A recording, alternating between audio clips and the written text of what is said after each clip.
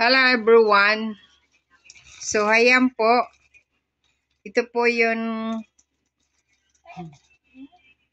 hindi na addict sa o-order sa Taobao. Magandang quality. Patingin. Sakto ano lang. Parang ang liit. Hindi maliit. Ano lang yan. So ayan po. Ito po ay magkano ba halaga nito? 16 ata? No, nasa $18 po ito. Lahat ito ay $18. Kasama na po yung shipping fee. $18 po ito. Ay, kaunti lang yung ipit ni Bibi. Bakit kaunti lang? Pwede na po. Okay naman po yung tela niya. Kaya lang, baka kideya to magkasya. Guys. Tapos, ito, magkano to order mo? Kakaunti lang pala to. 7. Ang mahal naman ito. O, $7 daw to. $7.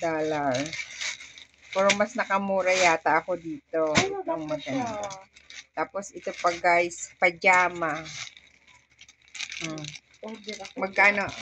Ang bili mo niyan? 26. 26. Patingin ng tela. Ay, maganda. Tama pang summer. Maganda din yan. Maganda siya. So, tandaan mo yung Nandyan yung pa sa mga kasama nito. Nandyan pa sa mo sa... Maganda. Mabili pa ako. Ulit. Maganda siya. 27? Kasama kasi na ang shipping fee. Ayan. Maganda siya.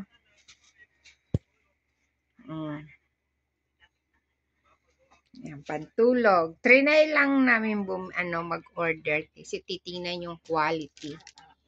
So, ano pa ba yung na-order mo? Shoes. Let me see. Labahan ko na yun.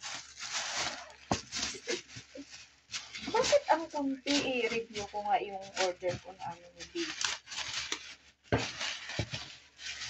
So, ayan guys.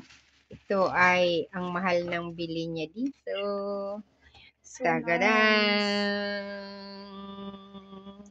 So, ayan sa halagang, magkano na ba yun? 56, naging 57, no? 57 ata siya. Mahal na ngayon. So, ang ganda niya sa paa. Guys, meron na ako nito, guys. Maganda siya. Saka tingnan mo, balik-balik siya. At saka guys, lalabahan ko na yung original.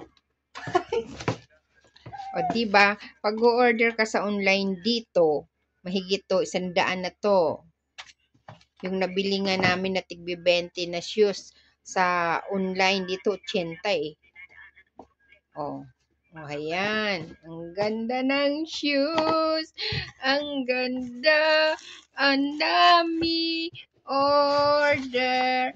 Order pa more. Order pa more. Okay. Labahan